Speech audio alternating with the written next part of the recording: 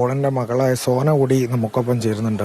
മോൾ, എന്താണ് ഈ ഒരു ഘട്ടത്തിൽ കുടുംബത്തിന്റെ ഒരു എന്താ ഈ ന്യൂസിന്റെ അടിസ്ഥാനം? ഇവിടെ മാനന്തവാടി ഗവൺമെന്റ് മെഡിക്കൽ കോളേജിലെ ആശുപത്രിയിൽ എത്തിച്ച അടിയന്തര ശസ്ത്രക്രിയ നടത്തിയെന്ന് പോകുന്നതിന് മുമ്പ് വരെ ഞാൻ ആ ഡോക്ടറോട് ചോദിച്ചതാ, നടത്തിയിട്ടുണ്ടോന്ന്. 1 മണിക്കൂർ ശസ്ത്രക്രിയ നടത്തൂന്നും പറഞ്ഞ് വെയിറ്റ് ചെയ്യിപ്പിക്കുക, അല്ലാണ്ട് അവിടെ ശസ്ത്രക്രിയ നടത്തിയിട്ടില്ല. അതിന്റെ പേരിൽ 1 മണിക്കൂർ വെയിറ്റ് ചെയ്യും. ഞാൻ അവിടെ ചെന്നപ്പോ തൊട്ട് അരമണിക്കൂർ കഴിയുമ്പോൾ കോഴിക്കോട് മാറ്റും എന്ന് പറഞ്ഞു. വേണ്ട ചികിത്സ അവിടെ ഇല്ലാന്താനും അന്ന് അവിടെ തൊട്ട് മാറ്റൂല്ല. ഇത് എവിടുത്തെ നിയമം ഇത്?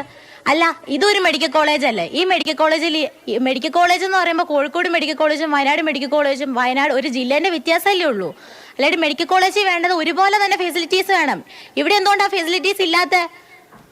എന്തിനാ അവിടെ വയനാട് മെഡിക്കൽ കോളേജ് എന്ന് പേരിട്ടേക്കുന്നത്? എന്തിനാ? അത് മെഡിക്കൽ കോളേജാണ്. ഒരു പ്രാഥമിക ആരോഗ്യ കേന്ദ്രത്തിന്റെ ശ്രദ്ധ പോലും അവിടെ ഇല്ല. ഉണ്ടെങ്കിൽ ഒരാളുടെ ജീവൻ അവിടെ നഷ്ടപ്പെടില്ലേ? ഇന്ന് എന്റെ അച്ഛന്റെ മാത്രമല്ലല്ലോ, എത്ര പേരുടെ ജീവൻ അവിടെ നഷ്ടപ്പെട്ടിട്ടുണ്ട്. ഇത് അവസാനത്തെ ഒന്നുമല്ലല്ലോ, ഇനി എത്ര നഷ്ടപ്പെടാനുണ്ട്? ചികിത്സ മര്യാദയ്ക്ക് കിട്ടിയായിരുന്നെങ്കിൽ എന്റെ അച്ഛൻ ഇന്ന് ഈ ലോകം വിട്ടു പോയില്ല. മാനന്തവാടിയിൽ നിന്ന് ഒരു ചികിത്സയും ലഭിക്കാതെയാണ് കോഴിക്കോടേക്ക് പോയതല്ലേ?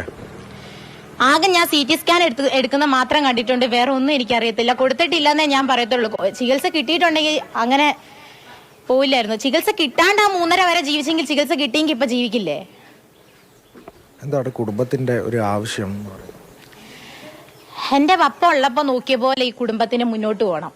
ഇവിടുത്തെ കടങ്ങള്, എന്റെ പഠനം, എന്റെ അമ്മയ്ക്ക് ജോലി, ഈ കുടുംബത്തിന് ഒരു കുഴപ്പം ഉണ്ടാവരുത്. എന്തായാലും മരിച്ചുപോയ എന്റെ അപ്പനെ തിരിച്ചു തരാൻ ആർക്കും കഴിയത്തില്ല. അതുകൊണ്ട് ഇവിടുത്തെ ആവശ്യങ്ങൾ തരേണ്ടതാണ്. അത് ഞങ്ങളുടെ അവകാശം ചോദിക്കേണ്ട, തരേണ്ട കടമ അവർക്കുണ്ട്. അവര് കാരണം ഈ ജീവൻ നഷ്ടപ്പെട്ടു, ഇവിടുത്തെ സർക്കാർ കാരണം. വളരെ വ്യക്തമാണ്. ആരോഗ്യ സംവിധാനത്തിന് നേരെ ഇപ്പോൾ ചോദ്യങ്ങൾ ഉയരുകയാണ്. മാനന്തവാടി മെഡിക്കൽ കോളേജിനെ സംബന്ധിച്ച് ചികിത്സ വൈകിച്ചെന്ന ആരോപണം കുടുംബം ഇന്നലെ തന്നെ ഉന്നയിച്ചിരുന്നു. ഈ കോഴിക്കോടേക്ക് എത്താൻ വൈകി എന്നുൾപ്പെടെയുള്ള കാരണങ്ങൾ കുടുംബം ഇന്നലെ പറഞ്ഞിരുന്നു. എന്തായാലും വലിയ രീതിയിലുള്ള ഒരു വൈകാരിക പ്രതികരണം തന്നെയാണ് നമ്മൾ കുടുംബത്തിന്റെ ഭാഗത്തുനിന്നും നാട്ടുകാരുടെ ഭാഗത്തുനിന്നും ഒക്കെ കാണുന്നത്.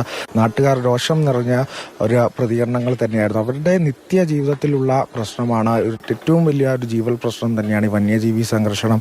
തലനാഴിഴയ്ക്ക് ഈ വന്യജീവി ആക്രമണത്തിൽ നിന്ന് രക്ഷപ്പെട്ടവരുടെ ഉൾപ്പെടെയുള്ള പ്രതികരണങ്ങൾ നമ്മൾ ഇന്നലെ കണ്ടിരുന്നു. അപ്പോൾ അതിനൊരു ശാശ്വത പരിഹാരമാകാതെന്നതുവരെ ഒരു ഭീതിയുടെയും ആശങ്കയുടെയും നാളുകൾ അവർ മറികടന്നുകൊണ്ടിരിക്കുക. അതിനിടയിലാണ് ഇത്തരം പുതിയ സംഭവങ്ങൾ. ഓരോരുത്തർക്കും ഇങ്ങനെ ജീവൻ നഷ്ടപ്പെടുന്നു. ഒരു വർഷത്തിനിടെ 9 ജീവനുകൾ പൊലിഞ്ഞ ഒരു സാഹചര്യവും മുന്നിലുണ്ട്. അപ്പോൾ എന്തായാലും ശക്തമായൊരു പ്രതിഷേധം, ഈ ഹർത്താൽ നടക്കുന്ന 3 മുന്നണികളുടെയും ഹർത്താൽ നടക്കുന്ന ഒരു പശ്ചാത്തലം വയനാട്ടിലുണ്ട്. ശക്തമായ പ്രതിഷേധം തന്നെയാണ് സാക്ഷ്യം വഹിക്കാൻ പോകുന്നത്. അജീഷിൻ്റെയും സമാനമായ അജീഷിൻ്റെ മൃതദേഹമായൊക്കെ നാട്ടുകാർ റോഡ് ഉപരോധിച്ചത് നമ്മൾ കണ്ടിരുന്നു. അത്തരത്തിലുള്ളൊരു പ്രതിഷേധത്തിലേക്ക് നീങ്ങുമെന്ന് തന്നെയാണ് ഇന്നലെ നാട്ടുകാരൊക്കെ വ്യക്തമായിരിക്കുന്നത്. അത്തരത്തിൽ പുൽപ്പള്ളി ആക്രമണത്തിൽ മരിച്ച പോളിന്റെ വീട്ടിൽ നിന്നും അരുൺ അമൃതനാഥാണ് വിവരങ്ങൾ നൽകിയത്.